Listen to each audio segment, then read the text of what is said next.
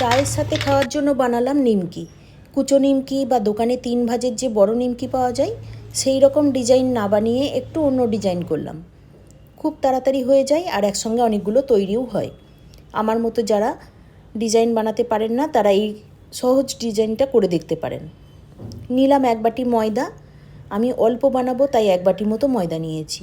এর মধ্যে অল্প করে কালো জিরে আর নুন দিলাম, দিয়ে দুটোকে ভালো করে মিশিয়ে নিলাম। তারপর ওর মধ্যে বেশ খানিকটা তেল দিলাম। তেলটা দিয়ে এটাকে ডলে ডলে মাখলাম। তেলটা একটু বেশি লাগছে বলে এর মধ্যে আর একটু অল্প করে ময়দা দিয়ে দিলাম, দিয়ে ভালো করে মিশিয়ে নিলাম। এবার হাতে করে মুঠো করা যাচ্ছে, মানে ময়ামটা ঠিক হয়েছে। এবার অল্প করে করে জল দিয়ে এটাকে একটা শক্ত ডো বানিয়ে নিলাম।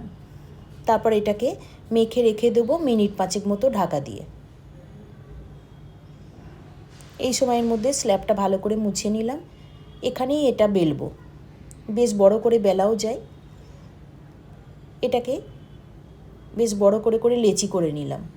তারপর এটাকে পাতলা করে বেলে একটু বড় করে আর পাতলা করে বেলে নিলাম। তারপর ছুরির সাহায্যে কাটলাম। প্রথমে আড়াআড়িভাবে তারপর আবার একবার কাটলাম, এইভাবে 3 বার কাটলাম। তারপর নিচের দিক থেকে রোল করে উপর দিকে তুলে নিলাম, উপরটা একটু মুড়ে নিলাম। এইভাবে সব বানিয়ে নিলাম।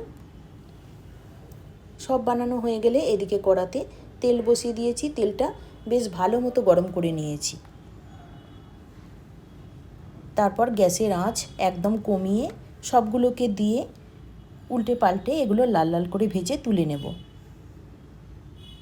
মাঝে গ্যাসের আঁচটা আরেকবার বাড়িয়ে নিতে হবে। এটা বানিয়ে রেখে দেওয়া যেতে পারে বেশ কয়েকদিন। আর এটা বানিয়ে রাখলে দুর্গাপুজোর দশমীর দিন মিষ্টির সাথে এটা দেওয়া যেতে পারে।